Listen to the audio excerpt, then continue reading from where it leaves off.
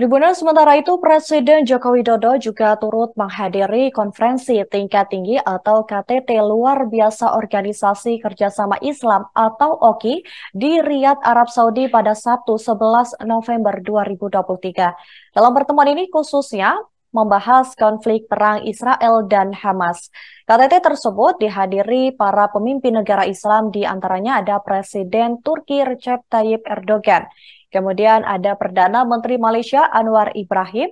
Kemudian ada pula Raja Yordania Abdullah II bin Hussein dan Presiden Palestina Muhammad Abbas.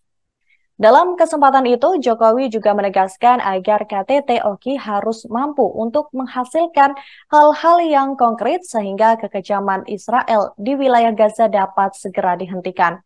Jokowi juga mengatakan bahwa selama 1 bulan terakhir, tak ada satu negara pun di dunia yang mampu menghentikan kekejaman di Gaza. Maka dari itu, dia menegaskan kepada seluruh OKI agar bisa bersatu. Adapun beberapa poin penting yang menjadi sorotan adalah yang pertama, Jokowi mendesak agar gencatan senjata segera dilakukan.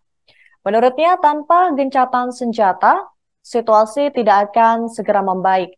Terlebih hingga saat ini, Israel masih terus menggunakan narasi perlindungan diri. Kemudian poin kedua, Presiden Jokowi juga mendorong agar bantuan kemanusiaan bisa dipercepat dan segera diperluas jangkauannya. Lebih lanjut, Jokowi juga menegaskan bahwa Indonesia mengecam keras kekejaman Israel terhadap Palestina. Menurutnya, tidak ada satupun alasan yang dapat membenarkan pembunuhan massal dan pemindahan paksa warga Palestina dari tanahnya sendiri.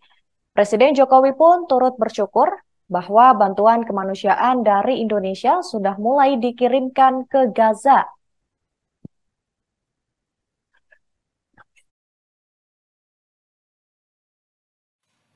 Satu bulan telah terjadi kekejaman ini dan dunia seolah-olah tidak berdaya.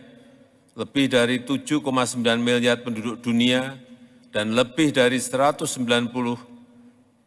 pimpinan negara, tapi sampai saat ini tak satu pun yang mampu menghentikan kekejaman ini. Oleh karena itu, OKI harus bersatu dan berada di depan untuk penyelesaian masalah ini. Saya ingin menyampaikan beberapa hal yang konkret. Yang pertama, gencatan senjata harus dapat segera dilakukan. Tanpa gencatan senjata, situasi tak akan membaik, dan Israel telah menggunakan narasi self-defense dan terus melakukan pembunuhan rakyat sipil. Ini tak lain sebuah collective punishment dan kita semua harus mencari jalan agar Israel segera melakukan gencatan senjata.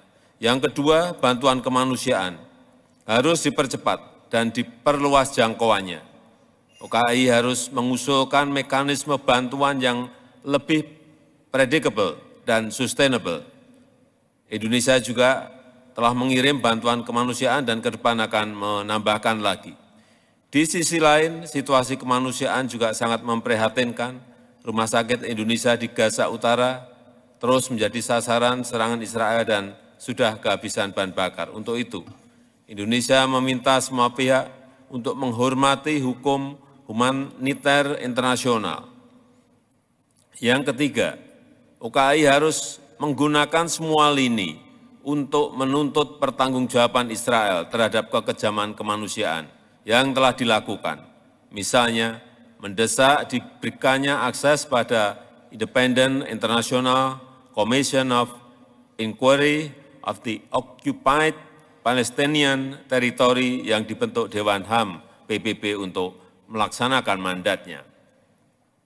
Dan terus mendukung proses advisory opinion di Mahkamah Internasional. Yang keempat, OKI harus mendesak agar perundingan damai dimulai kembali segera demi terwujudnya two-state solution dan menolak pemikiran one-state solution karena pasti Palestina yang dikorbankan. Dan jika memang mekanisme kuartet sudah tidak dapat diandalkan, maka OKI harus mendorong proses negosiasi damai dengan format baru, dan Indonesia siap berkontribusi dalam negosiasi damai tersebut. Download Tribun X sekarang, menghadirkan lokal menjadi Indonesia.